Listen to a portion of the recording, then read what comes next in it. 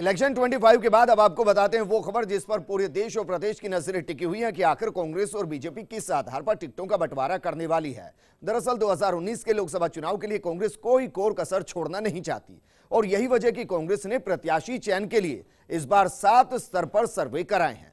यानी कि दावेदारों को टिकट लेने के लिए 7 चरणों का चक्रव्यूह भेदना पड़ेगा। लेकिन टिकट वितरण के लिए राहुल गांधी के इस नए फॉर्मूले पर रणनीति किस तरीके से काम कर रही है, ये रिपोर्ट देखिए।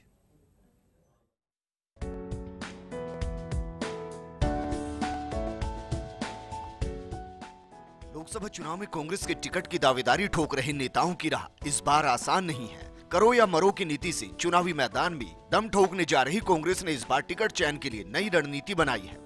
दावेदारों की जमीनी हकीकत का पता करने के लिए पार्टी ने 7 स्तर पर सर्वे करवाए हैं। यानी जिस दावेदार का नाम 7 स्तर के सर्वे में छनकर निकलेगा वो ही टिकट का असली दावेदार होगा।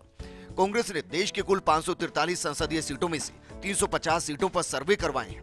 कांग्रेस अध्यक्ष राहुल गांधी ने 4 सर्वे करवाए हैं, जबकि महासचिव प्रियंका गांधी और कोषाध्यक्ष अहमद पटेल ने भी एक सर्वे करवाया है। राज्यों के प्रभारियों से हर सीट के लिए एक नाम मांगे गए हैं। इसके अलावा एक सर्वे कांग्रेस ने अपने शक्ति ऐप के जरिए भी किया है। अब की बार 7 स्तर पर करवाए सर्वे के आधार पर ही प्रत्याशियों के नाम तय किए जाएंगे। टिकट चयन में सबसे ज्यादा तवज्जो शक्ति ऐप के द्वारा किए गए सर्वे को दी जा रही है। 7 सर्वे के लिए कांग्रेस ने कुल 100 पॉइंट तय किए थे, लेकिन शक्ति ऐप के जरिए किए गए सर्वे को सबसे ज्यादा 22 पॉइंट दिए गए हैं। जमीनी कार्यकर्ताओं से सीधे जुड़ने और उनके फीडबैक के लिए शक्ति ऐप बनाया था। मौजूदा समय में 60 लाख से ज्यादा कार्यकर्ता इस ऐप के माध्यम से कांग्रेस से जुड़े हैं। माना जा रहा है कि शक्ति ऐप के जरिए कराए गए सर्वे में जमीनी कार्यकर्ताओं की राय है, इसीलिए इस सर्वे को खास तवज्जो दी जा रही है।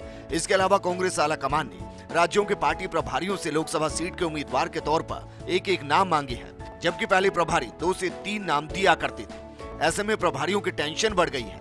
उन्हें इस बात का डर सता रहा है कि उन्होंने जो नाम भेजे हैं, अगर शक्ति ऐप के माध्यम से वो नाम नहीं आए तो उनका क्या होगा।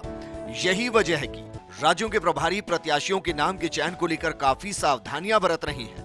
हालांकि राहुल, प्रियंका और अहमद पटेल और शक्ति ऐप के जरिए कराए सर्वे में से एक नाम तय होगा। इसके बाद राज्यों के प्रभारियों के द्वारा सुझाए गए नाम को भी सामने रखा जाएगा। ऐसे में अगर प्रभारी द्वारा भेजे गए नाम और सर्वे में तय किए गए नाम एक रहते हैं तो इस स्थिति में उसके नाम पर लोकसभा चुनाव की उम्मीदवारी पर मोहर लग जाएगी।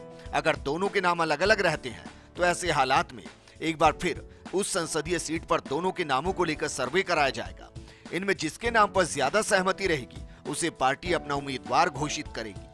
कांग्रेस ने विशेषकर गुजरात, कर्नाटक, मध्य प्रदेश, राजस्थान, छत्तीसगढ़, महाराष्ट्र सहित कई राज्यों में उम्मीदवारों के चयन करने के लिए सर्वे कराए हैं। कांग्रेस को इस बार के चुनाव में काफी उम्मीदें हैं। कांग्रेस जिताऊ और टिकाऊ को ही मैदान में उतारना चाहती है और यही कारण है कि टिकट चयन में इतनी बारीकी बरती जा रही है, क्योंकि कांग्रेस जानती है उनका मुकाबला पीएम मोदी से है। ऐसे में किसी भी सीट पर कांग्रेस किसी भी तरह से बीजेपी को वॉक ओवर देने के मूड में नहीं है। Bureau report, first India news.